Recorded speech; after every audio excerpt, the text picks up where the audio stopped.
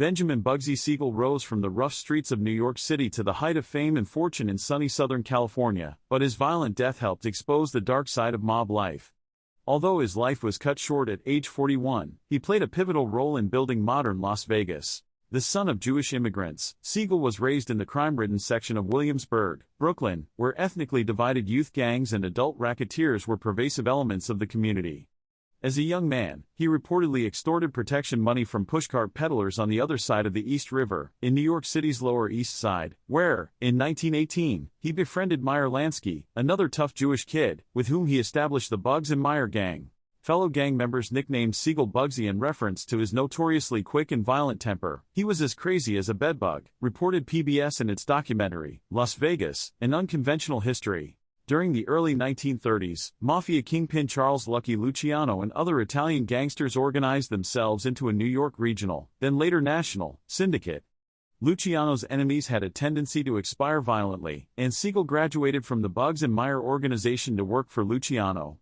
Many writers on these early years of organized crime have tied Siegel to the execution of Luciano rival Joe the Boss Miseria in 1931, a notable chapter in the brutal Castellameris Wars that ripped up metropolitan New York City in the latter years of Prohibition. Reports have 4 men, including Siegel, shooting Miseria after the mob boss ate a large pasta meal in a restaurant. However, as historian Larry Gregg of the Missouri University of Science and Technology has documented, there are some problems with this story. First, contemporary witnesses said there were 2 shooters, an autopsy said Miseria had an empty stomach, and it wasn't until later that Siegel, who had garnered a reputation for violence, was linked to the killing.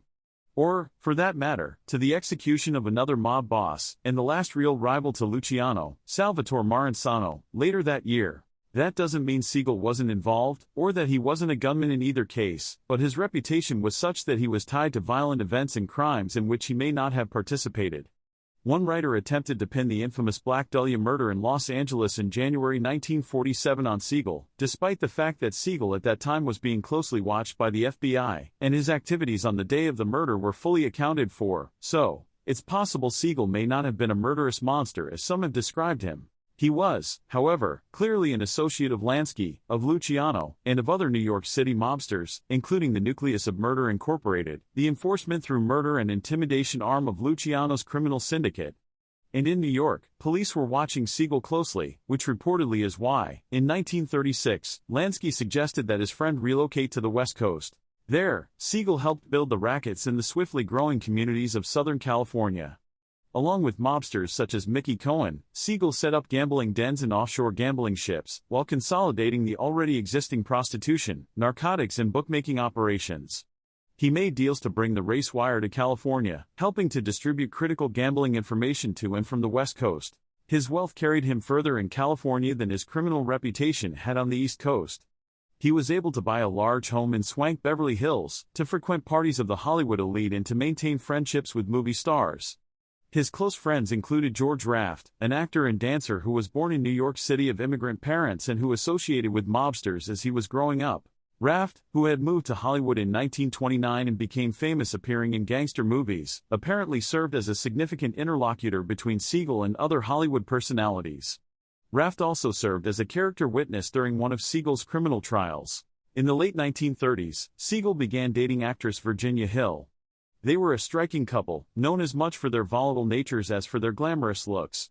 In 1945, Siegel, with Hill at his side, took over construction of a hotel casino on the edge of Las Vegas. Siegel wasn't the first entrepreneur to envision something fabulous in the desert, but his dream elevated the stakes. The Flamingo Hotel construction was financed mostly by Eastern crime syndicate bosses under Siegel's direction. But the project did not go well. Originally budgeted at $1.2 million, construction costs soared to $6 million, enraging Siegel's mobster financiers. On the evening of June 20, 1947, a hail of gunfire crashed through Hill's living room window in Beverly Hills, killing Siegel. Literally minutes later, 3 associates of Lansky entered the Flamingo and announced that they were in charge. Although Lansky denied involvement in the murder, one theory is that it was a syndicate-approved hit. But it's not the only theory. Another theory asserts that Siegel was targeted by Virginia Hill's brother because of a history of domestic confrontations between the couple.